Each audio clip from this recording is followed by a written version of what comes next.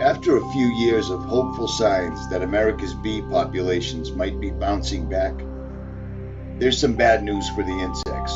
Over the past year, the USDA has found over 44% of honeybee colonies have died off across the country. Now, for those of you that like gematria and that love numerology and all that stuff, you know that 44 is the death number, so it's no surprise that 44% of the bee colonies dying off is what the USDA is reporting.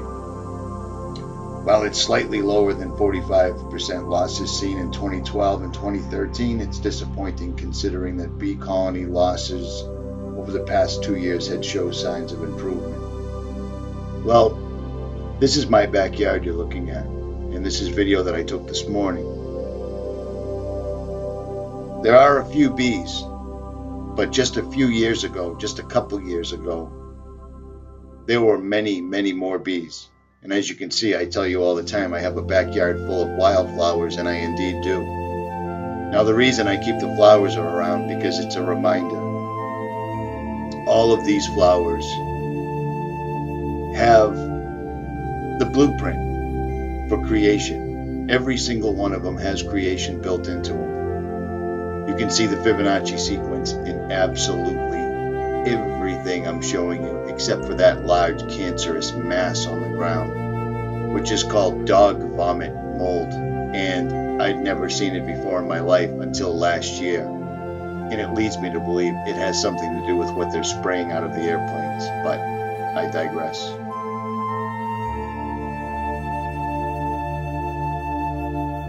Normally, honeybees have it easier during the summer, and the record temperatures that have become the new normal due to the climate change over the past several years have something to do with the increased die-off. Well, the main thing, now I'm reading you an article, and this is a mainstream article, and it tells half-truths as usual. The main reason that bees are dying off is because they're spraying the atmosphere with barium, strontium, and aluminum. Dozens and dozens of people were getting their water tested. They were going to laboratories. Well, sadly and unfortunately, laboratories will no longer do those testing because, once again, the FDA, the USDA, one of the alphabet agencies in charge of making sure no one understands the lethality of what they're doing to the atmosphere and the environment that we live in, simply take away their funding so no one will dare touch things like this. But testing had shown the drastic parts per millionth of aluminum, barium, strontium. And if that wasn't bad enough, Monsanto, which has now been bought out by Bayer Aspirin had to pay out not too long ago because they had AIDS.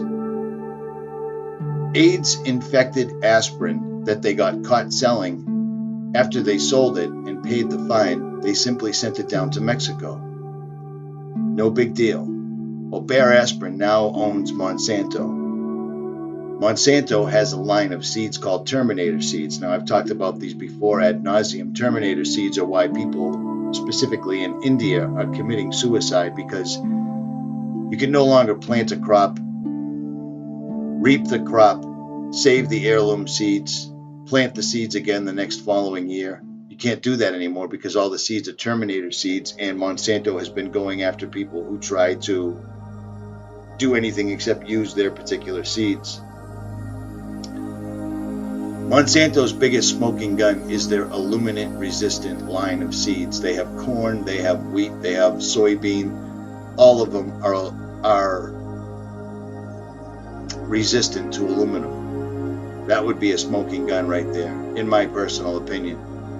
Now, I apologize, the camera is so shaky, but there were several bees on this particular day.